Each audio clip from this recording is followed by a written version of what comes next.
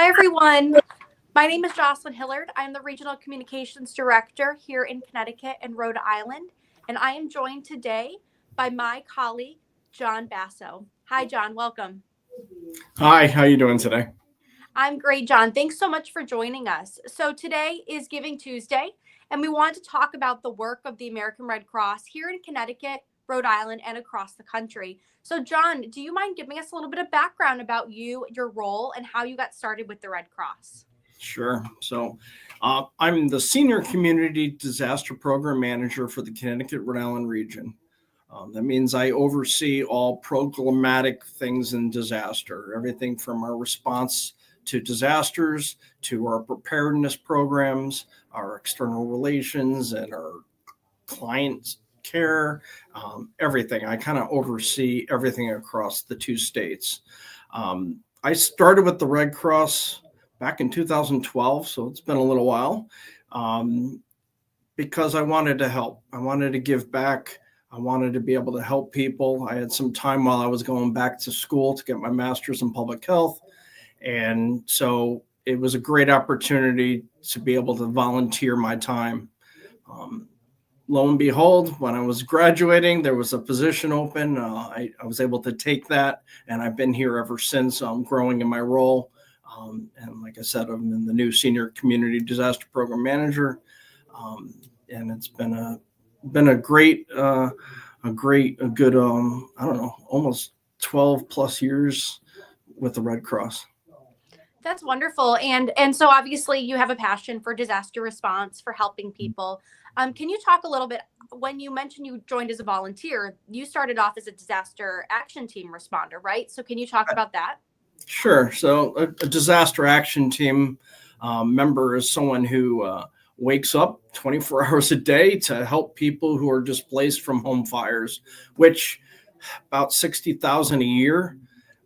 So here in Connecticut, Rhode Island, we respond to an average of three a day across the three states. And so as a disaster team member, we show up when we're requested by the fire department or people that are displaced, and we give them that immediate needs assistance that help them start the recovery process, which is a long process, but we're there to lend comfort, give them some, emergency assistance, whether it's a blanket if it's cold, or give them some guidance on where to start the process and recovery.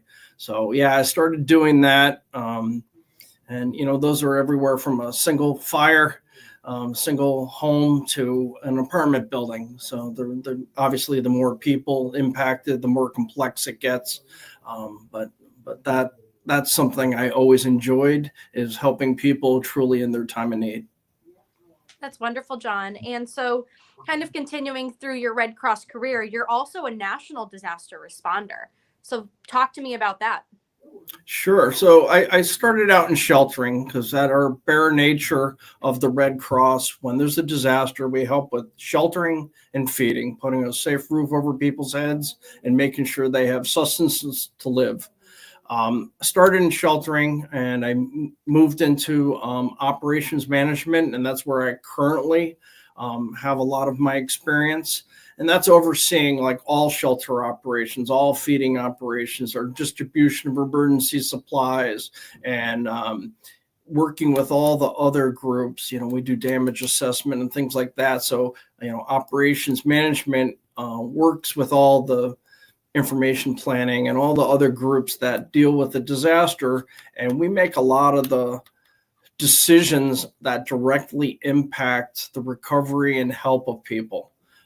So again, it starts with sheltering and feeding, and then it migrates into distribution emergency supplies, and then recovery services, helping people, financially or with referrals, and it goes even into long-term recovery. So it could be quite a long process to recover from a disaster. Um, all right, wonderful. So, when you were just mentioning that you deployed as a disaster responder, now kind of take us back. So, you went to Alaska earlier this year, actually just a couple months ago, after a devastating typhoon changed the lives of so many. First off, thank you for going and being there. But we really wanted to take some time to talk about that. Sure. So please, start from, you know, what what got you started, what made you want to go, and really just your experience there. Sure, sure. So, I mean, we were responding to the remnants of Typhoon Halong, which, was supposed to go up the Bering Strait, but instead decided to hit southeast Alaska. Winds of, hurricane force winds and storm surge impacted a lot of the native tribes. Um, I raised my hand because I always raise my hand when I have ability. It's a 3-week commitment for me to deploy to these in operations management. So the timing was right, the need was there, and obviously I raised my hand to go. Of unique experience. I've never been to Alaska, but a lot to learn too, because we were helping a lot of the native tribes who have their own unique cultures and their own unique ways of life. And so I had to quickly learn some of those cultural things that were going to allow me to help them better. So that's something that I was unique to any of the deployments I've ever done before, but definitely something that ended up being truly rewarding. Yeah, I mean, that's such a special way to give back, and not one that many people in Connecticut have experienced. So can you share a moment that really stuck out to you? I'm sure there were many, but maybe choose Yeah. one. So I had a number of conversations with some displaced families. One in particular stands out. A gentleman was describing his mother and his younger brother who were in their house, and the storm surge came and it raised the house off of its foundation and started bringing them out to sea. And there was a small bridge in the community, and the house got hung up on that bridge, and that's what saved them. No injuries, they were rescued, but that harrowingness of am I going to survive this? The house is floating literally down a river. And just, the way, when he found out about it, the horror he felt, and being able to share, that they were both rescued, both safe. And, they had told their stories, but I heard it from a different perspective. I heard it from a concerned son. It made a huge impact on him. And being able to talk to it about it really, really, I think, helped him. And it really helped me understand the direness of the situation that many families faced. These are low-lying areas close to the sea, and they're usually along riverbeds. And then when you have that storm surge that came in up the river, 5-6 feet of storm surge, that's all they have. And so, it lifted off a lot of homes, and I unfortunately did witness a lot of devastation. How did your team work together to meet the needs of the community? All right, so, when I first got on the ground, I did something called reconnaissance. Reconnaissance is high level disaster assessment. I was being sent to different villages to understand the damage that occurred, high picture, how many homes may have been impacted, how many people were staying in shelters, how many people were evacuated, what are the immediate needs of the community, what are their priorities? Is it food? Is it sustenance? Is it getting more transportation to remove people and evacuate them? So high level, just trying to understand the needs and the priorities of each community.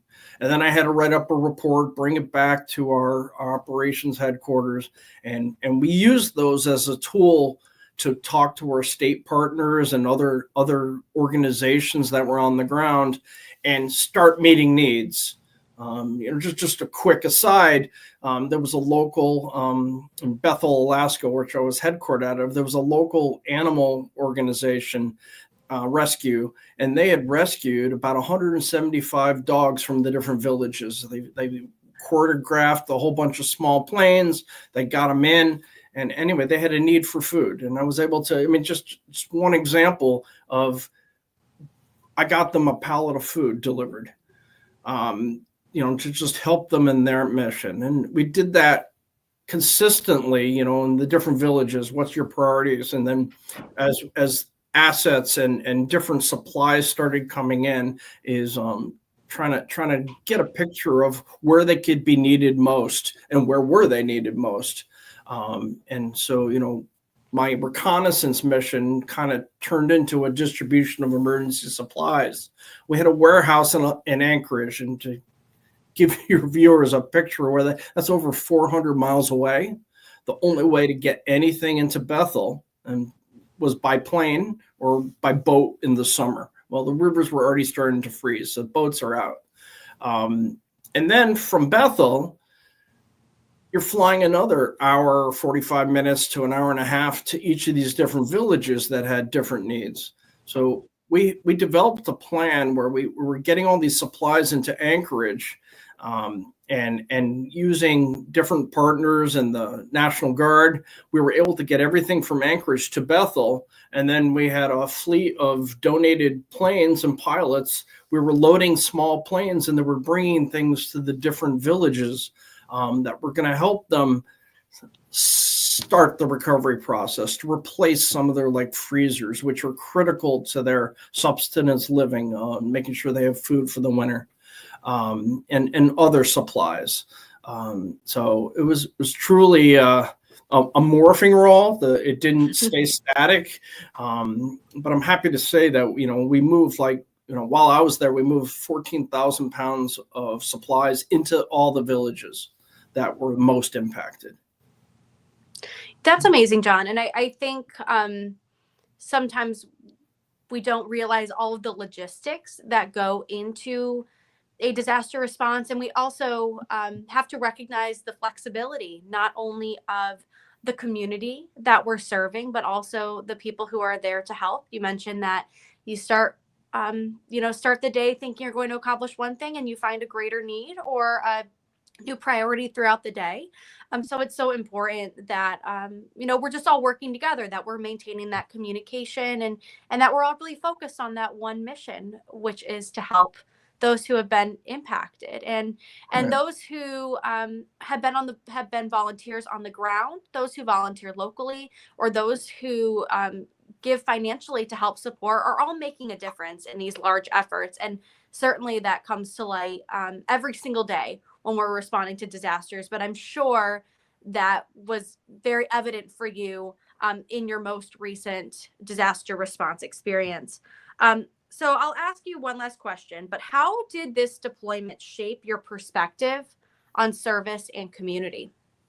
So this was a community that was vastly different from my own, which is not uncommon in any disaster. You're going to encounter pockets of people that you're not culturally attuned to. It might be a new language, a new culture, maybe new diets. But what this deployment really drove home for me is that we can't do anything we do at the Red Cross without really engaging in that community and understanding, specifically asking what are their needs, what are their priorities, not what are our priorities, what are their priorities. And that's my takeaway that I came away with, is that here I'm going into a unique culture, and they had specific needs, and those needs weren't my needs or your needs, but they were their needs. And really listening to them, understanding what they were going through, and understanding what they set as priorities, and then being able to turn around and then execute on a lot of that and really get them the help that they requested, was truly rewarding. But that whole idea of listening to people and adapting and making changes to what they need really is what makes the most impact. You know, we're helping people on their worst day of their lives often. And they may not remember me, but they're going to remember that I was there listening to them. I was letting them determine what was going to be able to help them, and then to follow through with that, I think is so key. And John, obviously those stories will stay with you forever. So thank you so much for joining us, taking the time to share your story. My If pleasure. you know, there's a lot of information about our work in disaster, about our work in Alaska, or our work here locally in Connecticut, Rhode Island, and you can do so and learn more by going to redcross.org. Thank you very much, John, for your time, and thank you for all that you do. Thank you.